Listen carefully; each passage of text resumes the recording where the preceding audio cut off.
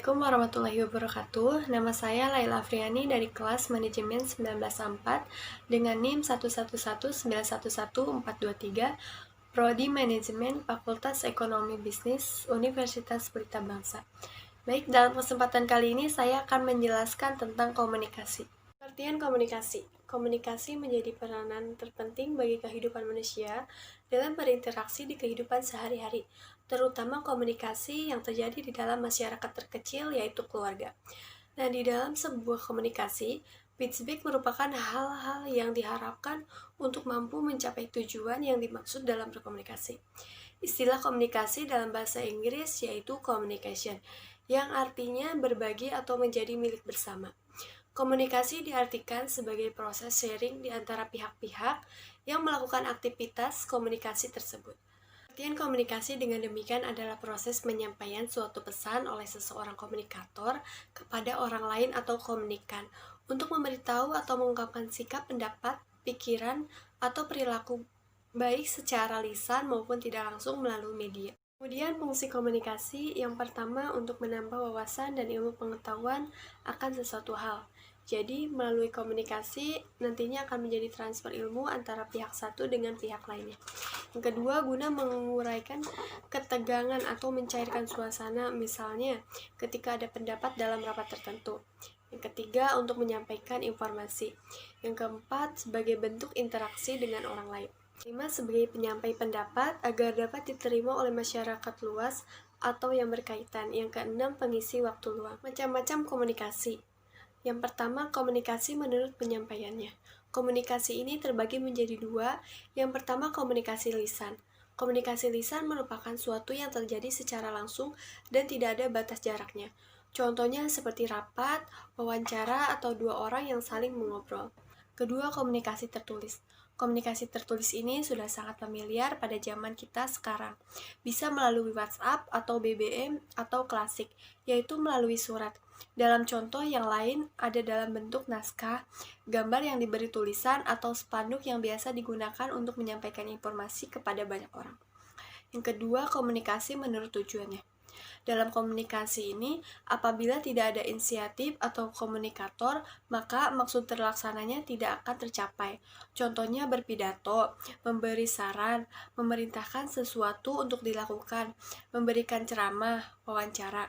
Yang ketiga, komunikasi menurut ruang lingkup. Yang pertama, komunikasi internal merupakan komunikasi yang terjadi dalam ruang lingkup atau lingkungan organisasi atau perusahaan yang mana komunikasi ini terjadi antara individu dalam lingkungan itu. Yang kedua, komunikasi eksternal, yaitu komunikasi yang terjalin antara organisasi atau organisasi dengan masyarakat dalam berbagai bentuk. Yang keempat, komunikasi menurut aliran informasi. Komunikasi ini terbagi menjadi 5. Yang pertama, komunikasi satu arah. Komunikasi satu arah adalah komunikasi yang berasal dari satu pihak saja. Biasanya komunikasi ini terjadi apabila dalam keadaan darurat atau memang karena sistem yang berjalan di suatu organisasi seperti itu. Misalnya seperti antar guru dengan murid. Yang kedua, komunikasi dua arah. Komunikasi ini bersifat timbal balik dalam aplikasinya. Komunikasi ini terjadi tidak hanya satu pihak saja, melainkan keduanya terlibat dalam memberikan respon atau feedback terhadap lawan bicara. Yang ketiga, komunikasi ke atas. Komunikasi yang terjadi dari bawahan ke atasan. Yang keempat, atasan ke bawahan. Yang kelima, komunikasi ke samping. Komunikasi yang terjadi antara orang-orang yang sejajar dalam kedudukan. Komunikasi dapat dibagi menjadi beberapa bentuk. Yang pertama, komunikasi intrapersonal. Komunikasi interpersonal adalah komunikasi dengan diri sendiri. Hal ini menyangkut proses di saat diri menerima stimulus dari lingkungan untuk kemudian melakukan proses internalisasi. Hal ini sering dijelaskan dengan proses ketika seseorang melakukan proses persepsi, yaitu proses ketika seseorang interpretasi dan memberikan makna pada stimulus atau objek yang diterima panca inderanya. Kedua, komunikasi interpersonal. Komunikasi interpersonal dapat diartikan sebagai proses pertukaran makna orang-orang yang saling berkomunikasi.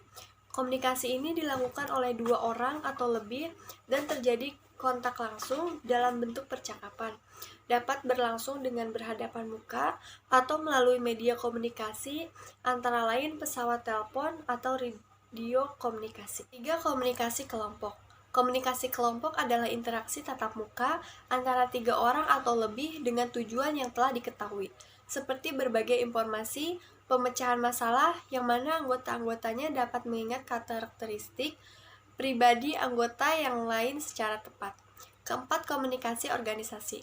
Komunikasi organisasi adalah proses komunikasi yang berlangsung secara formal maupun non-formal dalam sebuah informasi yang disebut organisasi. Unsur-unsur dalam proses komunikasi. Yang pertama ada sender atau mengirim pesan, adalah orang yang mempunyai ide untuk disampaikan kepada seseorang dengan harapan dapat dipahami oleh orang yang menerima pesan sesuai dengan yang dimaksudkan. Yang kedua ada encoding, penyajian proses pengalihan pikiran ke dalam bentuk lambang. Maksudnya adalah bagaimana penyajian orang tua dalam memenuhi fungsinya dalam mendidik. Yang ketiga ada message, pesan yang dikomunikasikan oleh komunikator kepada komunikan.